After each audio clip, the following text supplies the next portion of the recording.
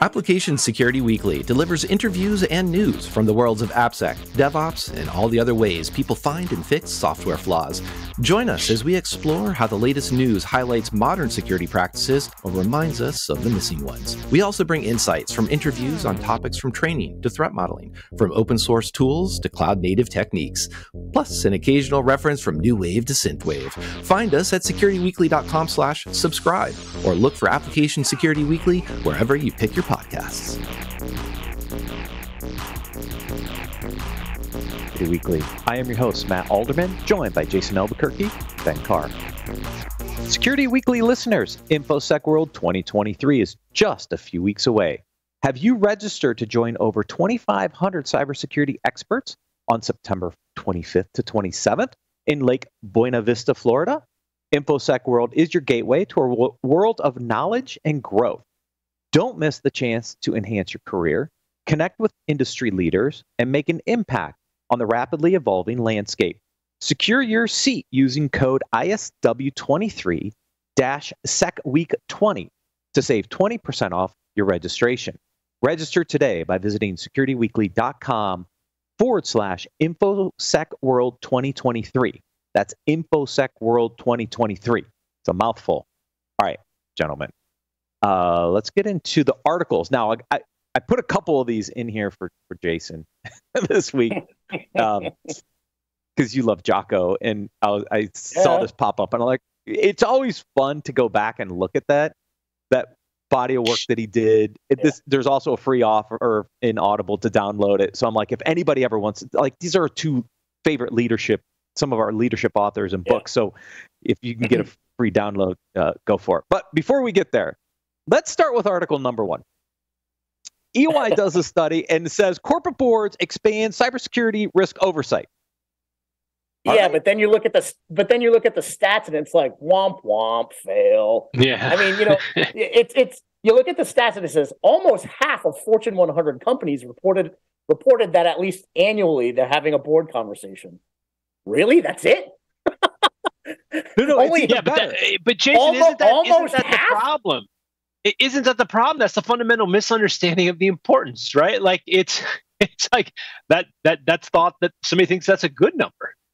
Right. I mean, it's insane. I mean, almost half of companies are reporting at least annually. Number one, I would hope they're reporting more than just annually to the board on cyber risk. Secondly, where's the other 55%? And what the hell are they doing? This is ridiculous. It's even better. They only surveyed 75 out of 100. So almost half means like 35. So you're like 35% of the Fortune 100. Oh my God. It's sick. It's sick. 50% of the time it works 60% of the time. Yeah, right. Right? I mean, yeah. And then I mean it puts me in the hot tub time machine, and they go 2018, only 23% of the Fortune 100 had designations like this, had these kind of numbers. I'm like, oh my God. Well, and it's either they're designating either a CISO or a CIO, right? And again, fundamentally, you don't understand the conflict behind the CIO reporting on cyber maturity. Like that's not who you want doing it, right? There's a native conflict of interest there in that role doing that. That's right. Hey, everything's good. 100%. Don't look behind the curtain. Yeah, I mean the title of the article says, "Yay, we're doing better." The content of the article says we're failing miserably. Right, and the next article actually talks about how cybersecurity is not gaining traction with senior leadership. Like, so this survey comes out of the UK. So slightly different audience, right? But again, the point is, if we're making progress, then wouldn't we see more traction with senior leadership? But we're not. So that just tells me that the first article, we're not making progress. That's right. And again, I mean, they did an article. It's based out of the UK, but I'll use it as a litmus test for what's going on in the industry. I trust the information and who did this survey, and they're saying 70% of CISOs feel that the importance of information security is not recognized by senior leadership. 70%. Those numbers are insane. Yeah. It really, really is. Yeah. Yeah. I don't understand why we're still having these discussions, given everything that's gone on the last several years. But it's obviously it's not connecting, and this is this is why CISOs feel this way. It's why we continue to have these problems. I mean, like, it's look no further. I know. I mean, I sit back and I say, why isn't there enough incentive for business leaders to actually make some headway and invest in cybersecurity and invest in protecting their employees, their clients' data, and just put it? Is there not enough financial penalty, financial incentive, legal ramification? Like, where are we going wrong here to not drive a priority on this? I mean, we have folks at the federal level screaming from the mountaintops it's a national security issue and that businesses need to step up, but we're not seeing the action. Yeah, I think, Jason, you bring up a very good point, and and we've talked about it on this show a lot. I don't think the penalties are there. Like, I wanted the SEC to do more. They didn't. They let the board off the hook, right? They could have done more. They could have put more requirements, more penalties in place, more like Sarbanes-Oxley than what they did with the guidelines. And so if there's no financial cost to the organizations, they're not going to do it. They're not going to take it seriously. And I think that's part of what the environment we're still in is there's just not enough in penalties to justify making these multi-million-dollar spends on security. And I think that's why it just gets pushed down. Yeah. And honestly, guys, when the information first came out from the SEC and the changes they were making, I looked at it and said, you want to know what? They didn't go all the way. They didn't go over the finish line, but it's a step in the right direction. It's moving us forward. But then I see numbers like this come out, and it makes me regret saying that a few months ago. Honestly, because we're not making progress. And I don't think, seeing these type of numbers, I don't think we're going to make progress until there's more skin in the game for these leaders, these boards, and whether or not it's fines or legal ramifications, whatever the case may be. There's got to be some level of skin in the game because they're just not putting it in there. Yeah. And we're still chasing just some of the basics. Mm-hmm. Just some of the basics. Like, I see it in the client base, guys, right? Like, we're still fighting like security awareness and training metrics and phishing simulation and basic email security. Like, we haven't even solved the basics. And there are way many more advanced attacks out there that are also leaking credentials and impacting organizations. We can't even get our arms around the basics. No, I mean, we mentioned it in the last segment. We don't even know what we have. Right? We talked about asset management. I mean, that's part of the basics as well. We don't even know what we have. We still don't know what we have. Yeah. Back to the asset management problem.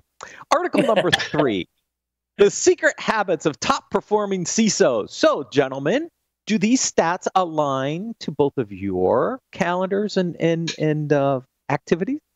So this is what the under 50% of the CISOs at these Fortune 100 companies are doing? Is that? I'm sorry, I'm just being a little bit. I had to throw that in there.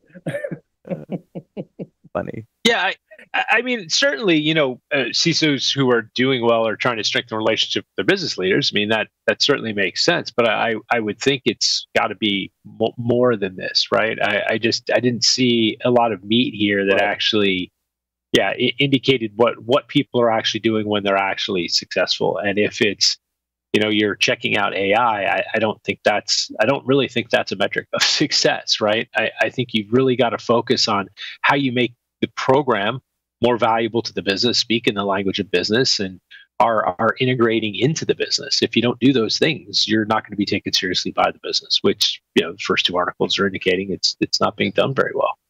Right. 100% dead on, Ben. And I looked at that first section that said, these successful CISOs are looking at emerging technologies and talking about evolving national and international issues that are going on. And, the first thing that came to mind was it won't make any progress if you don't have trust in the organization and the organization doesn't trust you. So the relationship side of it and aligning to the business, speaking the language of the business, getting the business unit leaders to trust you, to be, that subject matter expert that's coming to the table to move the business forward. None of this holds any weight if you're not building those relationships, building that trust, and really helping move the organization forward through those relationships that you're building. We talk about that. Trust is the foundation of all relationships in the business. We do, but look, I do want to call back to those first articles. Like it does align somewhat to like you can try till you're blue in the face, but if you're not being halfway, it's going to be really hard to make it past halfway. And that's why I said, Ben, we need to be trusted, but the business also needs to trust us to make good decisions, right? Yeah. It's that two-way street. That's why I said it the way I said it. Yeah. I go to the first stat that's listed in the article. 69% of top performing CISOs dedicate recurring time on their calendars for personal professional development. Is that because they have to, because they only have 18 months in the job, and if they're not developing their skills, they're not going to get their next job? Like, I'm just asking that outright. Yeah, I mean, it may very well be the case. Is build up my resume, build up my skill set, so I can hopscotch over to the next one. I don't know. I'd like to see the alignment of these stats, like compared to other C-level executives, because I think if you're spending 69% of your time on personal professional development, I question whether you're really aligning your time to what needs to be done. When are you learning the business? Yeah, true. It didn't say 69% of their time. It said 69% have recurring time on their calendars. Yeah, but like even there, like that's a lot. Like recurring time, is that one conference a year? Like what's the metric? What's the standard there? How are you capturing that? Right. So yeah, I think 100% should be doing professional development if you consider one activity a year. But where do you? I don't know. How do you categorize that so you can capture the right amount of data? What is the right amount of time to spend on development? Right. Yeah, agreed. Yeah, it doesn't say how much time is being set aside. It just says it's recurring. So again, I read that stat and I'm like, is that because they have to? Because they've got to get ready for their next job when they become the scapegoat for their current position? Like, anyway. All right, we're going to get into some leadership conversation. So I pull in. So Audible's allowing you to download both of these next couple books, but it's always good to refresh on some of the highlights in these books, like Jocko's book, right? The field manual. I mean, Jason, you love Jocko, extreme ownership. Yep. Like this is your, yeah. 100%. I mean, this is an incredible book along with the portfolio books by Jocko. Leadership strategy and tactics. It's great because it breaks it up into like two sections where they talk about leadership strategies, where you build foundations, leadership tenets, leadership principles. And it's a lot of stories about how he really fine-tuned his leadership skills over time. There's one story that always stands out with this book, and it's an awesome story about, after the military, Jocko went off and did some consulting. And he ended up going and doing some consulting for an organization. It was about a $100 million company. And, meets with the leaders. They hire him to come in and help with leadership skills and getting the C-level executives up to speed and working as well as a team. Meets with all the executives, sees that they run like a well-oiled machine. They're great leaders. They're making impact in the organization. And finally, he gets to meet the CEO. He meets the CEO, and it's, he's a 6'5" NCAA athlete, very successful, just, monster of a person, from personality to actually physically, large and strong and in shape. And when they meet each other, right away, they were butting heads. You could tell. He came in, guarded, defensive, the CEO, and really they weren't getting along. And after a while, he's doing a presentation to the entire team, including the CEO, and you can see that the CEO is not paying attention. He's on his phone. He's whispering to people. And Jocko's like, wow, this guy, how can he be such a good leader if he treats people this way? And in his head, he's saying, what a poor leader, what a crappy leader. He's no good. And then he had this epiphany moment. And at a break, he asked the CEO to go out into the hallway and have a conversation. And he really took this opposite effect of what normal leaders would do. And in the book, it's called Subordinate Your Ego. And the first thing he said to when they got out in the hall, there was still kind of that defensive mindset the CEO had. And the first thing that Jocko did was say, hey, I just want to give you some feedback. You have some of the most incredible leaders out there. You've done an incredible job. You've built a great business. You've done such great things for this organization. And I just wanted to put it out there and say, that I'm very, very impressed with what you're doing. And the CEO kind of looked like he took a step back and basically said, you want to know what? You were in the military. You were a Navy SEAL. Started giving him compliments back.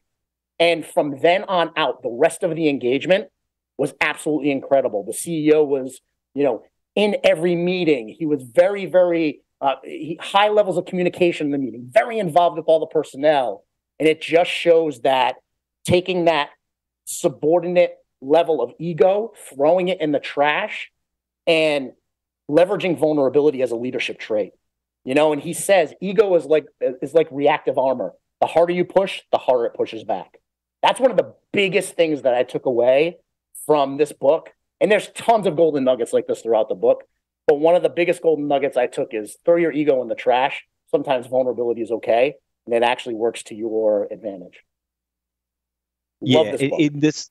And this article lays out just a summary of the leadership, the communication, the culture, the team building, the decision-making areas that people struggle with. And this article has a link to download it for free if you want to listen to it. It's one of the best books out there on leadership.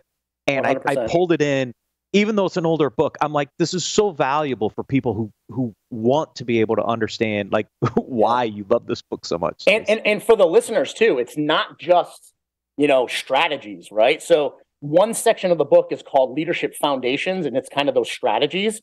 But then the second half of the book is leadership tactics. From going from a beginning leader, a brand new leader, all the way out to really being a seasoned leader who can have these good tactics in play, so that way they can execute on their strategies. So it's an incredible book from a framework and a strategy perspective, all the way down to tactics you can use on the daily to be a good leader. Yeah, that's a great book. So if anybody wants it, go see the article, click the link to download it for free from Audible. Go take a listen. Book number 2, Simon Sinek. I love Simon. He's done some great work. I mean, the Golden Circle is kind of a core philosophy on the why. It's great. And then he did this book, which is Infinite Mindset, I think is what's one called.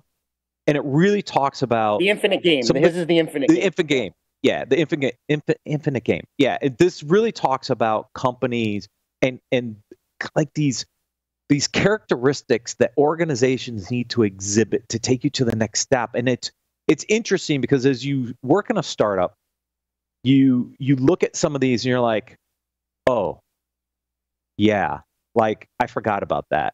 And the one that really hits home for me is always the number one, if it's number 5 on the list, which is courageous leadership. It's really hard for organizations to understand how to prioritize long-term success over the short-term gains, right? Because in a startup world, it's all about short-term revenue, continue to grow. And when you do that, sometimes you take the focus off of what is that long-term strategic thing they have to do. And courageous leaders understand that sometimes you have to sacrifice the short-term gains to get to the long game. That's really, really hard for leaders to accept and sometimes make the right decisions around. Oh yeah, 100%. And the cool part about this book, and it's a great book, by the way, so get it. It's actually built off another book that was from the 80s called Finite and Infinite Games, A Vision of Life and Play and Possibility, from James Carse, who's a professor. And Simon built off of that book to build out this one and the strategy around this one and modernize it. So if you get a chance, I mean, that book is really good as well. It kind of sets the stage for all this. But absolutely, so many organizations look at business as this finite game of fixed rules. You know all the players. There's this clear win or objective, but that's not how business works. There's always new players coming into the game. There are no rules except for, legal and things of that nature. But at the end of the day, you're making your own path. It's not a board game, right? So having that mentality of realizing that your business is a journey, number one. Secondly, your job as a leader is to set the business up for success, to do the best thing for their clients, and make it so when you're gone and your leadership team is gone, you're setting that business up for success long term. I always tell my team, I'm here to teach you how to put me out of a job. That's the mentality that you have to have in the infinite game. You're building for the long term. You're building a legacy. You're building something that will withstand and last long after you're gone, long after your executives are gone. And it's always about making things better for your business, your clients, your personnel, employees, etc. So having that long goal, exactly it, Matt. Absolutely. Last article for this week. Stop overworking when you get back from vacation. Because we all do this, right?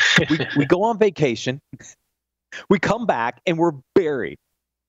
And the first thing we attempt to do is to try to, spend that first week back trying to catch up with everything and killing ourselves when we just got the time off we needed to refresh.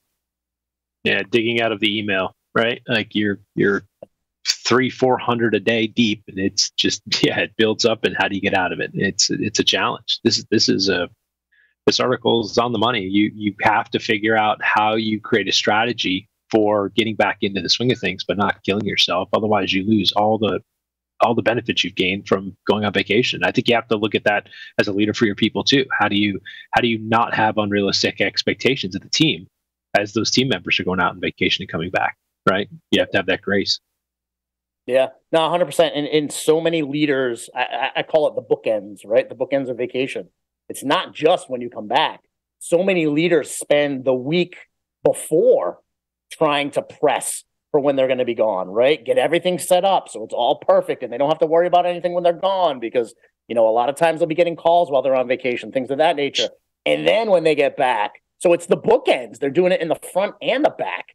And that can create, a really, really good recipe for burnout right there in itself, right? Because before you go on vacation, you're running 1,000 miles an hour. You get back from vacation, you're running 1,000 miles an hour. It's build a strategy where you have that, let's call it succession planning. Again, I teach my team to put me out of a job. So that means I have all the trust in my team to take care of business while I'm away, right?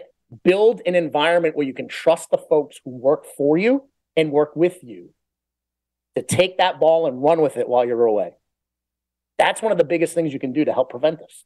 Have that team be trusted and out there doing their thing, working on your behalf while you're not around.